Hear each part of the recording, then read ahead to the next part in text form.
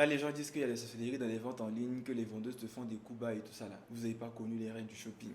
Parce que dans les règles du shopping, ce groupe-là, il y avait trop de dingueries. Déjà, les groupes Facebook, avant, comment ça fonctionnait? C'est un groupe de personnes qui s'associent, qui créent le groupe de vente. Et puis maintenant, ils font la pub pour que les gens puissent rejoindre. Donc, dans les règles du shopping principalement, et comme dans tous les groupes, quand tu postes, il faut que les administratrices du groupe approuvent ta publication.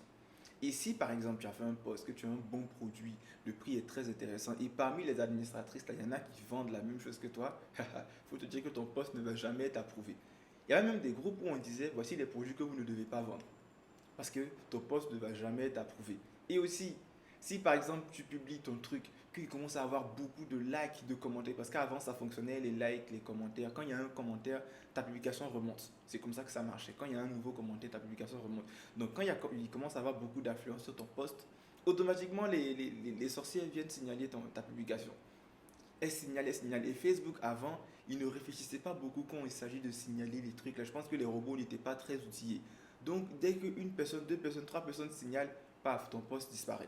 Ou soit on bloque tes commentaires, ou soit on te suspend même de publier dans des groupes pendant peut-être 2 jours, 3 jours, une semaine, alors que c'est ton seul profil de vente qui est là.